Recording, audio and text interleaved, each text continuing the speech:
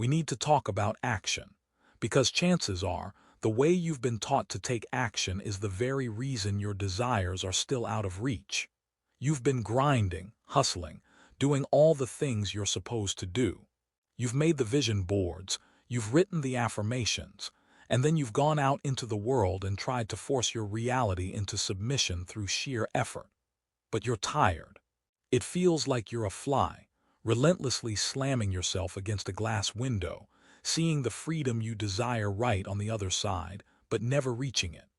You're exhausted from the struggle, from the constant push, from the feeling that no matter how hard you work, you end up right back where you started. What if I told you that this struggle isn't a necessary part of the process? What if I told you that all that hard work, all that forced action, is actually working against you? Now, on the other end of the spectrum, you have this new age spiritual lie that has infected the minds of so many people. It's the idea that you don't have to do anything at all. Just sit back, meditate, play some frequencies in the background, and your dream life will just magically fall into your lap. This is one of the most destructive lies out there, because it's a denial of the very reality we exist in. It's laziness disguised as enlightenment. A lazy consciousness will only ever create a lazy reality. The universe was created with a physical plane for a reason. To deny it, to refuse to participate in it, is to disrespect a fundamental aspect of your own being. It's like trying to win a game with only 2/3 of your players on the field. You're operating at 66% capacity and wondering why you can't get a 100% result. It just doesn't add up.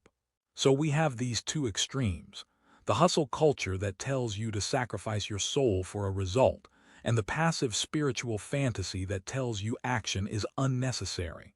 Both are wrong. Both lead to suffering and frustration. Because both fail to understand the fundamental mechanics of reality. They fail to understand the flow of creation. They don't understand that the actions you take are not the cause of your results, they are the effect. Everything you experience in your physical, three-dimensional world is an effect. It is a result, a shadow cast by something much more powerful.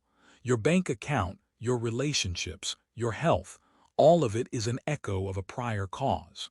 And here is the trap that 99% of people fall into.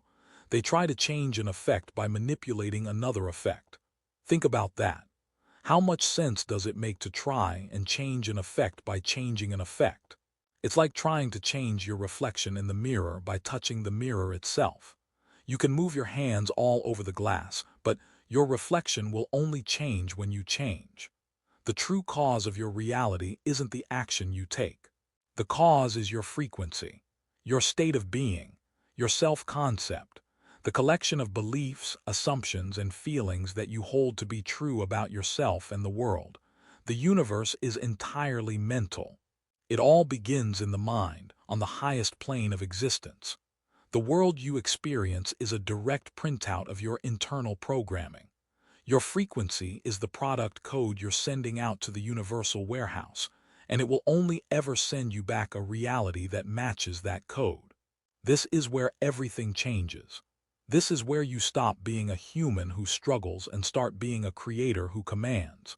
You have to stop prioritizing action and start prioritizing frequency. Frequency first, action second. This isn't just a nice phrase, it is the master key to unlocking a reality of your choosing. Let's use a classic example. It's the new year and someone wants to get fit. What's the human approach? They say, I am going to take the physical action of going to the gym because I want the result of being fit. So they force themselves to go. It's a battle. Every day is a struggle against their own inner resistance. A little rain is enough of an excuse to skip. A busy day at work is a perfect reason not to go. Why? Because they are taking the action of a fit person from the frequency of an unfit person. Their frequency, their core identity, is still one of someone who is unfit, who doesn't like the gym, who would rather be on the couch. And you can never, ever outrun your frequency. No amount of forced physical action can overcome the powerful magnet of your own self-concept. It will always pull you back to who you believe you are. Now, what is the Creator's approach? The God approach. They start with frequency. Before they even think about the gym, they begin to embody the state of being fit. In their mind, they are already that person. They think, feel, and act as a fit person would. They feel the energy, the vitality, the confidence. They align their entire being with that reality. They become a vibrational match to it. Their frequency is now, I am fit. And what happens when your frequency changes? Everything changes. A new chain of events is set in motion. This new frequency begins to transmit a new kind of inner guidance. This is what we call intuition. But let's break that word down. Intuition. Inner teaching. The guidance you receive from within is a direct consequence of the frequency you are broadcasting. When you're operating from the unfit frequency, your intuition, your inner teaching tells you, don't go to the gym, it's raining. You're too tired. Start tomorrow. It gives you guidance that reinforces your current state of being. You are compelled to do things that keep you unfit. This leads you to take wrong action, or no action at all, which inevitably leads to the wrong reality, the one you're trying to escape. Wrong frequency leads to wrong intuition, which leads to wrong compulsions, which leads to wrong action, which leads to wrong reality. That is the cycle of human suffering. But when you shift into the I am fit frequency, you activate a higher form of guidance. This is God's intuition. It's the inner teaching that comes from the frequency of your desire already being a fact. This intuition is different. It doesn't feel like a chore. It feels like inspiration. Suddenly, you feel a natural pull, a compulsion to move your body. The thought of going to the gym isn't a burden. It's an exciting opportunity to express who you now are. You're not going to the gym to become asterisk fit. You're going to the gym because you asterisk are asterisk fit. Do you see the monumental difference? The action is the same, but the energy behind it, the source of it, is entirely different. One is a forced push from a state of lack. The other is an inspired overflow from a state of abundance. One is a struggle, the other is a dance. This right frequency leads to right intuition, which leads to right compulsions, which leads to right action, which creates the right reality. The action becomes the joyful, automatic, and effortless final step in a process that already completed itself vibrationally. It becomes the bridge of incidents that allows the unseen to become seen. This applies to everything. Do you want to manifest more money? Stop chasing it. Stop taking frantic, desperate action from a frequency of scarcity and lack. You'll just exhaust yourself and create more lack. Instead, cultivate the frequency of wealth. Feel what it feels like to be secure, abundant, and prosperous now. Dwell in that state. Marry that feeling, become it. And from that state you will receive God's intuition. You'll be compelled to make a certain phone call. An idea for a new business venture will pop into your head. You'll suddenly feel drawn to have a conversation with a stranger who ends up being a key connection. These will not feel like hard work. They will feel like the most natural and obvious things in the world to do. These are inspired actions.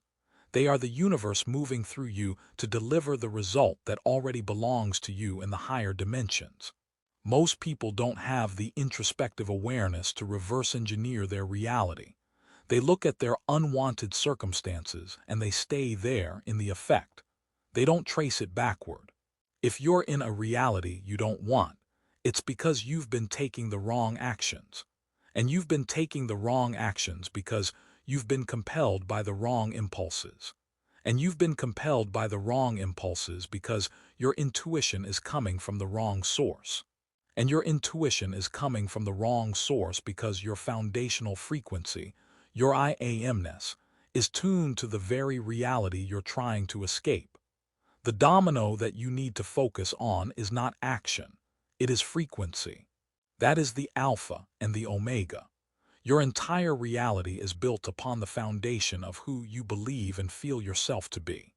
There is nothing more important than making sure that foundation is solid, that it is aligned with the reality you truly desire. Don't touch the outside world until your inner world is in order. Get your frequency right, and the right intuition will follow. The right compulsions will arise, and the right action will feel so natural, so easy, that you won't even recognize it as work. It will simply be you being you. Stop playing the game like a human, constantly reacting to the outside world, trying to change effects with more effects. It is an endless loop of struggle. Start playing the game like a god. Go to the source. Go to the realm of cause. Change your mind, change your frequency, change your I am. Embody the state of the wish fulfilled. And then simply allow the inspired actions to flow through you, not as a means to an end, but as a joyful expression of the end which you have already accepted as your reality. That is the secret. That is how you stop taking action wrong and start creating your world with the effortless precision of a master.